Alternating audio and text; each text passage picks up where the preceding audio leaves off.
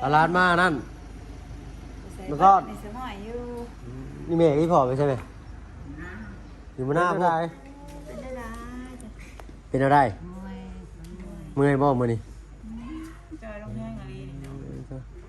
กินข้าวแล้ว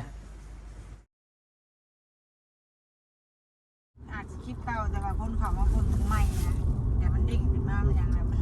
ฝากสีมือฝากย่ายเลย มันตรวจไหมย่ายน้อยกินเบิดหลายบาทมาแล้วเชียงดูดังจั่วจวดบ่คมบ่กินหดเปลือกมันเข้าไปนะพูด ลูกขาคอนะ โอ้โหสาวน้อยมากินลองกองพี่น้องเอ้ย นี่เธอนี่อันนี้โบยเขามาซื้อนะ ไปใช้บัตรนี่จะไปใช้ นี่ก็มาซื้อพวกกระเบื้องกระเบื้องตลอด พาน้องเตอร์พี่น้องเยี่ยมยายพี่น้องเนาะนะครับไปหายายก่อนซื้อได้ช่างได้ช่างได้มาคามกับลองกองมาฝากยายเพิ่นพี่น้องเนาะจักสิซื้อช่างเงินคำกับบ่มีแน่แหละ ไปขอมแล้วนะวะ เอาลูกว่ะ ไปขอมยาย ขอน้ำยายพุ่นแล้วบาทนี่เด้อ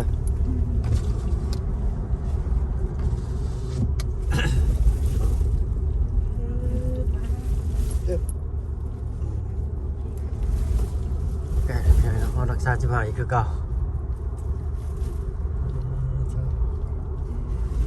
น้อยแล้วบ่ได้คือเอ้ยมาแต่นี่ยังนั่นอยู่เนาะนั่น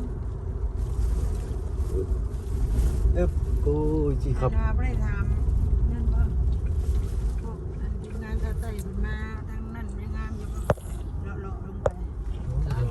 ซุปมันจะแตกซุปแตกบาน้องบาลงกูนะเนาะน้อง บ้าวันนั้นก็ซื้อจานบ่อย่างกันบ้าจานพอนบ่ มาห้องห้องคนรอได้ ดีเลยเนาะเป็นห้องแล้วห้องเพลงยัง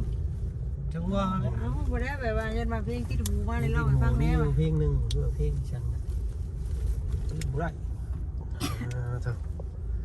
เพิ่นเพิ่นจีเพลงห้องให้น้องเมฆบ่ลืมบ่ได้นะ เพื่อว่านี่ก็ไปถ่ายอยู่บ่แล้วจะได้ออกแล้วว่ามันจะถ่ายอยู่หลังเงินบ่เตียงอะไรตรงหน้านะ เจ้าเนาะมีอัลบั้มข้าวมีแต่อัลบั้มมันฮูบสมัยก่อนนะนี่เนาะ ว่าถึงแล้วจุ๊บ เพิ่นว่าเพิ่นสิแต่งกันบทเพลงให้ทางลุงเนาะ หนาเพิ่งมาได้กันเพลงนี่กะ อันเนาะทางน้องจันสิแต่งเพลงให้ทางลุงจันปะลุงเลยเนาะเอา เพลงนี่ได้ จังว่าเลยเพิ่นจังได้ลำกรลำร้องลำเรื่องนี่ทั้งนี้แหล้วทางลุงก็ได้ เจ้าจัน อันมีแต่บ่าวจันกังโกบเท่านั้นแหล้วอันนี้ นี่ว่าจันกั้งโกก กังจ้องซะกังโกบมันสิช้ำกันเนาะเนยกังกันจ้องรอถ่า เนาะเราวิวแล้ว เอาวิวแล้วช่วงนี้เนาะรอทาง YouTube อนุญาตแล้วเมื่อกี้นี่กำลังเตะอยู่ว่าYouTube ก็อะไรตรวจสอบย้อนหลังพี่น้อยเนาะ ถือใจไหนได้เนาะ ไปกี่ถือไปแล้วทั้งข่อยนี่คือถือบ่ถือก็มีชะตากรรมเดียวเด้อข่อยได้ต้องมีชะตากรรมอยู่ จิลุงแล้วเราจบเพลงจิลุงเก่าอยู่แล้ว เย่ จากที่หมุนดินอยู่แล้วพูดแล้ว ใต้บาดาลด้วยนี่ดิจากที่หุ่นดินไปอยู่ใต้บาดาลเลยบาดนี้เรียบร้อยโลดบาดนี้ หาเพื่อนเนาะมันอยู่ตกต่ำกันมันกับเจ็บปนไหนนะจุกตกมาสูงมาเจ็บ มันตกสูงแล้วแหละนี่เนาะตกต่ำนี่ธรรมดาจะจ้าปะลุงนั่นเหรอจะจ้าดูก่อนบอกน้ำสบายดีจ้ะ ให้มันเปื้อนอ่ะดูโอ้ละ ฮึบลงเส้นทางก็ได้ที่น้อยเนาะ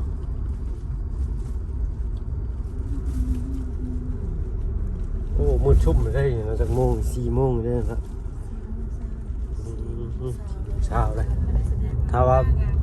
ถ้ามากับบ่ายเนี่ยออกมาบ่ายกว่า บ่ายช่องโมงบ่ายช่องเลยออกมา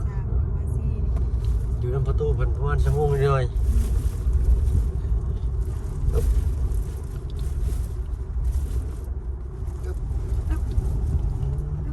ทางยากได้ทางหน้านี่จังหน่อย แถวนี้ต้องสิเฮ็ดแท้เนาะ แต่เก่าทางแม่เพิ่นพากันมาหาแถวนี้นะ คันมีน่ะคันมีแถวนี้สังเกตเราริมทางเขาสิขายถ้าเราบ่มีน่ะแสดงว่าบ่มีบ่ หาทันทีขายทันทีทันทีในแรกจะเหมือนไปขายทางอื่นได้ว่าขายได้ราคาดีกว่าสินะ ออกช่วงนึงนะ ขายไปว่าเขาหับซื้อนะขายบาทเดียวเลยเนี่ย ไปหาซื้อในป่ารถคืออีนน ไปใกล้ออกมาก็รัดชื่อแล้วก็ ซื้อในป่าได้ย่างก็ไปหาในป่ารถเมื่อนั้นไปพ่อเพิ่นอยู่ป่าอ้าวมายังนี่เพิ่นน่ะ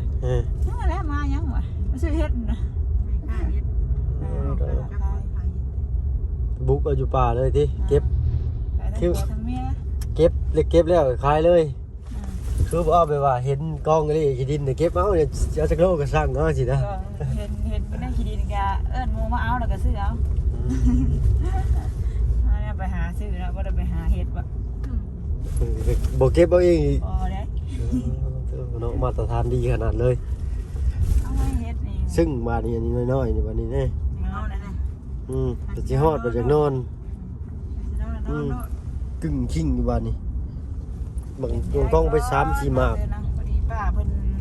พามาทางพี่แหละเพิ่นพาแวะก่อนจักหน่อย เนย เพราะว่าเพิ่นมาหาเราแต่เฮิงได้เนาะเตอเนาะ โอนช่องเดือน ได้ บ่ จัก เนาะ 2 เดือน ช่องเดือนแน่เตือนหน่อยบ่ได้มาหายาย บ่2 เดือนก็เดือนปลาย ยังอีกบาทเฮ็ดบาท นอนโดด เอายังบัดนี้ทางนี้ยังบ่ได้เฮ็ดอยู่แต่ทางหน้าเฮ็ดแหละทางหน้าเฮ็ดแต่ครัวคุยกอกช่องครัวพันแรงนะครูนะเดี๋ยวแต่นี้ได้เพิ่นยังเฮ็ดอันนั้นอยู่เฮ็ดทานอยู่นี่เด้กองจิเข่งอยู่เพิ่นสิเฮ็ดใหม่แล้วแหละกลางคืนน่ะเป็นตาญาติแท้ๆนี่เลยยามบ่มีรถมานะ ยังจะเลย เพิ่นสิเฮ็ดครัวแล้ว เพิ่นจะเอาไปบ่ แม่นเพิ่นสิเอาเคนมันหยกตั้งเลยแล้วเบิดลีดบาทนี่เอายังบัดนี้เอายังบัดนี้หมุนแนวบ่ล่ะ เบิ่งก็หมุนมาเลยรถลุงบาทนี่ล่างให้เพิ่นเด้อบาดนี้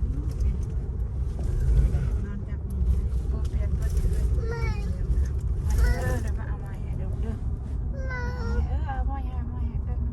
เป็นยังได้เป็นยังไง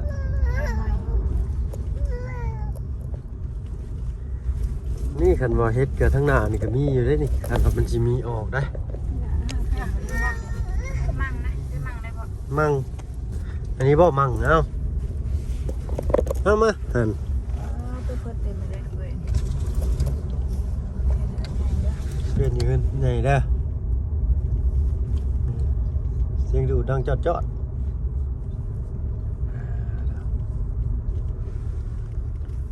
นี่ถ้ามีเพิ่นก็สิขายอยู่นี่อยู่เฮ็ดก็ได้เบิดแล้วซะ คำแล้วก็ คำเลยไปคนแรกพี่น้องเราพอกันเพื่อนชาติบันซองพุ่นละทางนี้ก็ปวดท้องบานรับเลยทั้งลูกเช้าก็ได้พี่น้องนะยังบ่ฮอดช้ำเอาจังหน่อยไว้น้ำท่วมบ้านเพราะหน่อยฝนตกแต่ละปีนี่แต่เก่าน้ำท่วมตึกสะดุ้งอยู่กลางหมู่บ้านพุ่นได้แถวนี้นะเพื่อนเอามือสอดมาพี่เนี่ยบอกป้าไปเชื่อเพื่อนเอามือสอดมาทางพี่ ยาวโหดมันอยู่ไรที่ตัวแดงนะอ่านนี่พ่อมาเป็นรถเลยนะ อันนี้แหละ เป็นบ้านทำเถาเนาะไก่เนี่ยมันใจใกล้ๆนะ ติดหนีเลยเนี่ยเฮ้ยอุปกรณ์อื่นเข้าไปติดหนีได้ ติดหนีอยู่ลำพองเซโน่ก็ติดติดมัน นู้นบ่ได้ดอกกัน นี่เป็นภูมิ แต่เก่าน้ำท่วมนี่ เสียให้ เดี๋ยวใส่เดี๋ยวลุงเด้อนี่แหละของการนี่แหละเหนื่อย ไปสักแค่ เงินเสียเทพเพิ่นเลย เนาะบ่ไหวบ่ นึบ เราอยู่เพื่อนหรือบ่ที่ จังหวะเด้อเราอยู่แล้วเราสิไปใช้ มาแล้วไปเป็นหญิง หมุนมาเลย น้ำท่วมมาได้ก็ได้ขึ้นเลยนี่ใช่มือเขียวๆนี่เลยเอารถขจรห่มรถเลยเอาเขาห่มเพื่อนเราก็ได้ดูเอาเขาทางนี้ก็ได้เยอะถอยด่าเขาเราก็ได้ดู ยาแก้วเรามาบ่อย นี่ถอยด่าเขานี่ก็ได้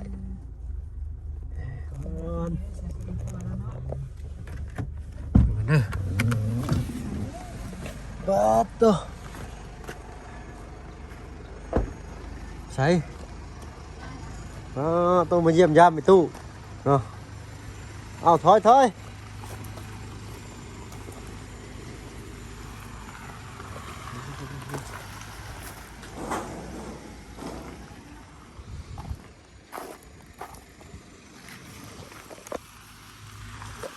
อึ๊บ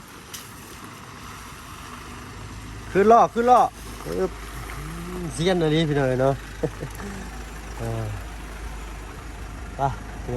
เนาะพาน้องอินเตอร์มาหายายก่อนอยู่เฮือนอยู่ชานอยู่บ่เนาะ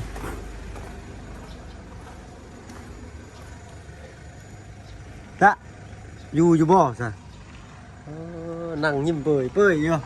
ข้ากระตื่นบ่ใส่เอาน้ำเอาในให้ทักลุงกันที่น้องกับป้าถึงตัวอีแม่ก็อีพ่อไปใส่ฮะมาแล้วพวกเอาลาดมานั่นมาทอดนี่แม่อีพ่อไปใช่ไหมอยู่มาหน้าพวก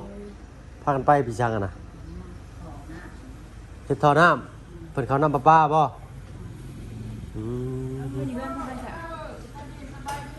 หุ่นมาเลยลูกชายเพิ่น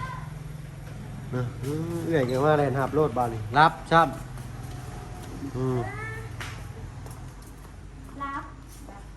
รับมาก็รับมาหวังคำน้อยนี่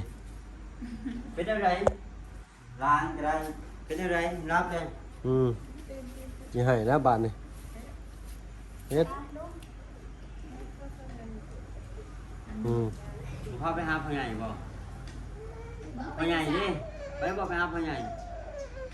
ยี่ให้บาทนี่เป็นอะไรเมื่อยบ่มื้อนี้กินข้าวแล้วยังบ่กินข้าวซ้ำมันบ่อยากบ่หรือบ่มีแนวกินเลยนี่ กินข้าวกับน้ำปลา เขาบอกให้กินเค็มไปกินเค็มจ้างบากแมวกันบาก มาหึงมาได้เด้นะ นี่แหละผู้เบิ่งแย่งพี่หน่อยเนาะมื้ออื่นสิเมื่อบ่เมื่อไว้แท้ไปสิเบิ่ง เบิ่ง ใหญ่ เบิ่งหน้าหรอวะเหม็นว่าสิเมื่อเลย เห็นบ่เห็นจักเทื่อแหละนี่แหละนี่ มากับนางกับหินเนาะ เห็นบ่ มากับไผ มากับป้า แล้วบอกไปหาพ่อใหญ่ บ่ลงมา พ่อใหญ่อยู่หน้าผม นอนก้าตักอยู่ด้วย พ่อใหญ่เปิดเพลงอยู่หน้าผม ไปบ่ไปเต้นน้ำพ่อใหญ่ไปเต้นน้ำปูไปบ่ปูฮู้นี่ก็เลี้ยวเข้ามาแล้วนี่เพิ่นพากันเฮ็ดจังอยู่นาไปก่อน ซุกพระเจ้าไปเลยให้คุณถ่อน้ำแล้วมี ข้าวน้ำบ่ ถ่อน้ำแล้ว ไม่ก็บ่มีมาบ่ทัน เนาะปุ๋ยใส่ผลไม้รากไม้มีเบิด ถ้ามันมาจะใส่ผลิตของได้ มาซาวพี่หน่อยเนาะจักมีปุ๋ยยังแน่บ่ได้เคยฮู้ดอกข่อยก็ได้ก็เจ้าเอามาขาย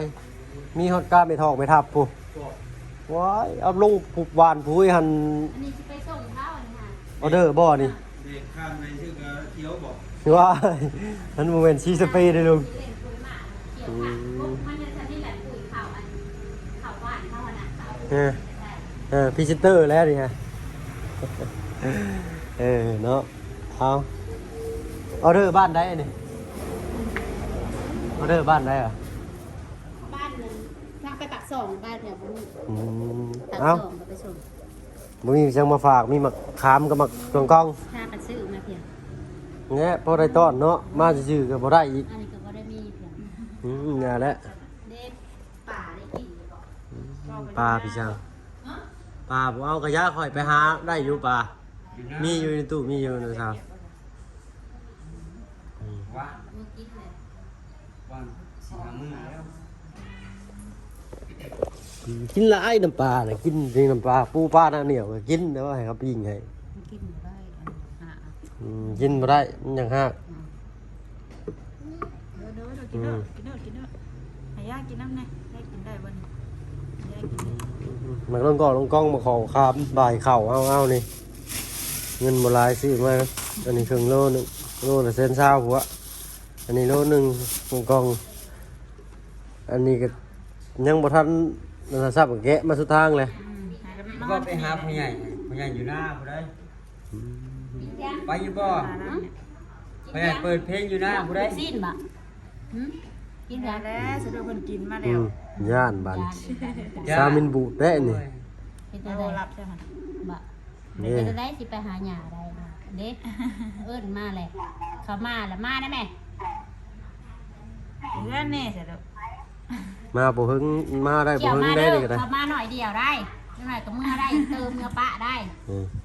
อินเตอร์เมื่อปะ ได้มีสัญญาณไปจ้อย อืม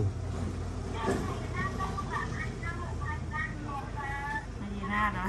อืม มาค่ะเดียวแล้วก็สิไปพูด ผู้พ่อใหญ่ครับ มากับป้าเพิ่น หมูนี่ซั่นบ่ ก่อนว่ะต้องมีสัญญาณใช่ สัญญาณเฮาแล้วบ่มี เอ้าเฮาคือแจ้งอยู่แล้วคือมัว ลืมบ่มีรหัส Wi-Fi อยู่เด้เนาะมี Wi-Fi อยู่เด้ นี่ เชื่อมรหัสให้แน่เอาเชื่อมรหัสให้แน่เด้อ แม่ไปเข้าห้อง ด้วย น้ำก่ เขา อน ของ แม่ไม่ได้แนวให้แซ่ คื เนาะ อมันย่อหลอกแล้ว เอาเด้อขอบใจมากนะเด้อขอบใจนะ บ่นะรหัส Wi-Fi บ้านนะ อันนี้เสียบน้ำเล่าอันนี้แล้วก็เสียบไฟฟ้าบ้านเหมือนกัน เอาไปนั่งน้ำพอจ้ะ เชื่อมน้ำไป ทางนี้ มันก็ง่ายเนาะมาฮอดไปจุ๊บๆ ขอ นะ เกมใหญ่ไปบ้านห จุ๊ นึ่ บ ง กันบัดหนึง พอมีแห้งเอาไว้ไว้ เปื้อนเปื้อแท้ๆผู้ย่านพี่จ้ะ ลิ้นแล้ว มันเมื่อยของมือบ่แม่นลือเลยแล้วแต่มือมัน น้อยคงมึงก็มันขึ้นแล้วก็เมื่อยหนัก คันนอนนี่เมื่อยรถบ่คันนั่งกับใครแน่ มันลง สิลาพี่น้อง ลมตัวนอนตะกี้ก็นอนเบิดมือ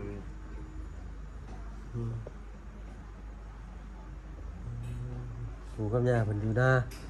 ไปขุดน้ำอยู่หน้ามื้อนี่ ยังก็ขึ้นนอนบ่รับบัดนี้ ว่ามันใจลบน้องผมขอทาน บัดเช้าเมื่อได้บัดนี้เนาะเงียบดีแล้วบัด เพ่นเบิ้งเปิดมาคำตื่นมาเลยดิทำมาเลยดิ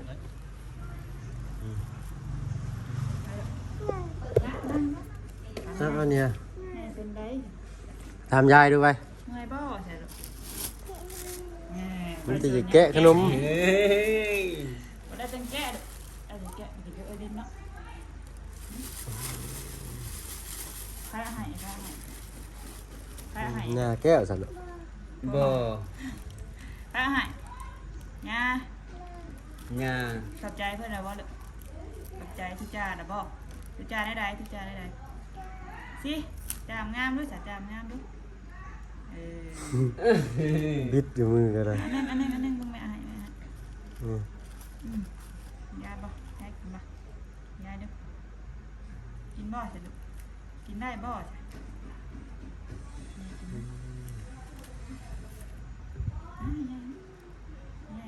จุ๊บแล้วกันได้ ให้เอง จุ๊บกันนะ แต่ว่าจังหวะเมื่อปะเราเนี่ยฮะน่ะแก ยังบ่ลึกพี่น้อยเนาะอยู่2 มือ2 มือนี่ปะ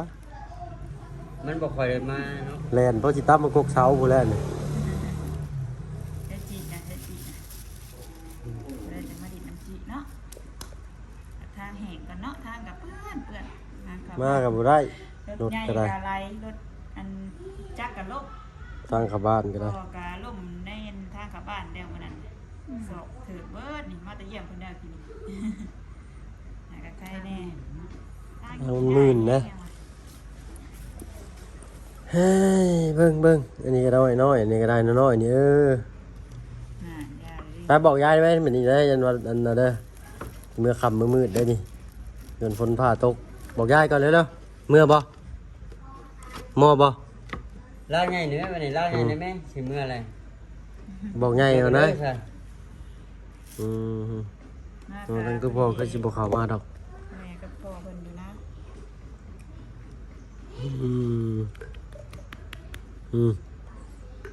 ไปบอกยายไหมมอไปมอก่อนเด้อบัดนี้ได้นี่โทรมาเลยฮะ โดยย่างจักหน่อย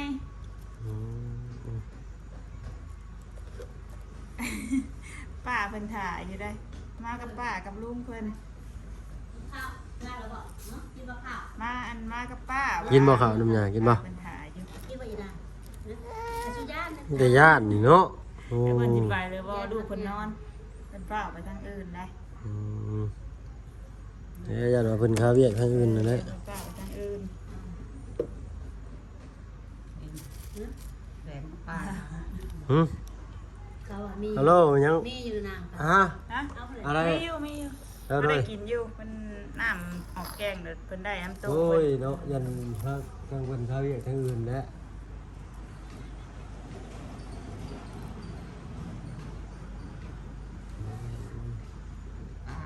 ตักเอามาให้เอาทาน จะถามลุงมึงด้วยสัตว์ถามป้าถามลุงมึงด้วยเอา ข้าวทำเรื่องไหน ไปแป๊บหนึงหรือได้หรือว่าบ่ออกก็แล้วแต่เพิ่นอยากให้ออกไปมื้อนะยาละ